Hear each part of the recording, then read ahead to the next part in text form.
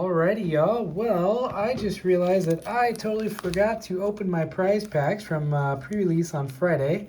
So I ended up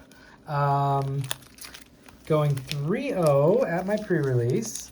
I ended up getting second place, which is awesome. I've gone 3-0 before at pre-release, but I've never gotten above third. So second was my best placement ever, so that was awesome.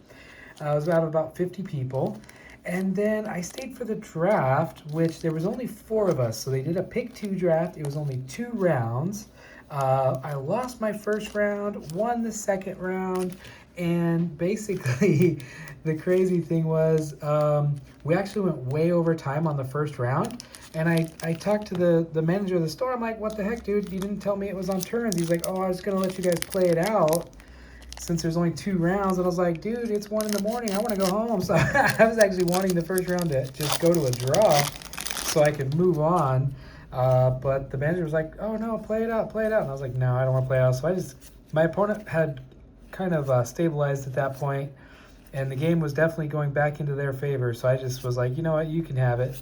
Whoa, cool. Super Soldier Serum, the Enchantment Aura. This was actually my foil card in my pre-release box was this guy, and this did work. I had this on a lifelinker a couple games, and yeah, it did serious work for me. Normally I'd kind of avoid enchantment auras for creatures in limited, but most people were not getting much removal in their pre-release kits, so I had some big creatures that were doing serious work with that. First Strike and Vigilance is like an insane combo. Okay, Hawkeye, cool. Wait, isn't Hawkeye supposed to be a dude? You know, like, wait a minute. Oh, Storm, okay, cool. First time seeing this card. Flying, 4/4 creatures with flying can't attack you. Oh, wow, or block creatures you control. Sweet. That's pretty sick. Okay, nice. That's kind of an interesting abilities there. Alrighty.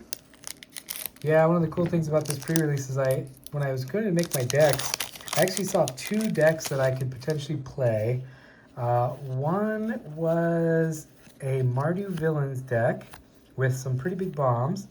The other one was a Bant Heroes deck, blue, white. Oh, Agent Coulson, sweet. Yeah, my opponent had this in the draft in round 1 and was like going off with it. All right, double rare pack. I'll take it. The Sentry, Golden Guardian. Oh, wow. 4 mana, 5/5 flying, Vigilance, indestructible. What the heck?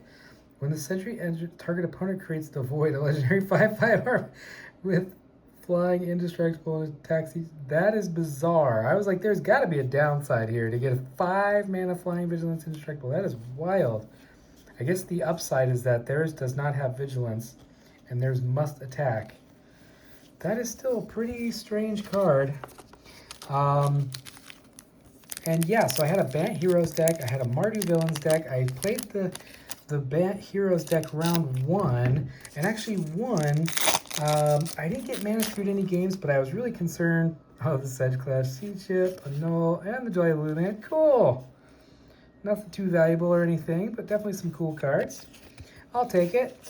And well, my mana base was terrible. I only had like 1 dual land in my colors, and I was really concerned about getting Mana Screwed. So I ended up switching to my Mardu Villains deck. Structural Assault. Creature can number pretty good. Okay, that is like looks like a terrible card. Maybe for Commander, I guess. If you know you're playing, it's like Veto. Cool. That's pretty cool. Yeah, so I switched to my Mardu deck. I felt like I had some pretty big bombs in that deck and some good villain payoffs, but I had way better mana fixing. I had like 4 different dual lands, 3 dual lands, and then like the villain hideout or whatever. Oh, Pinnacle Emissary, sweet. And a Ganosaur, cool. Yeah, that is a sick card. Pinnacle Emissary is a sick card.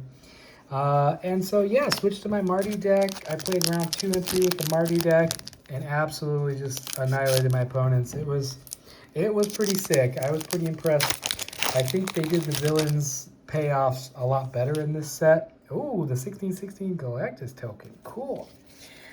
In Spider-Man, it felt like the villain's colors were really bad, and the hero's colors, like green white, was really good. And in this set, it feels like the villains are pretty strong. Quicksilver, cool. Interesting card. All right, well, there we go. So first impressions of this set are pretty positive. Got quite a few rares and stuff. Yeah, pretty positive. I think it's definitely way better than Spider-Man.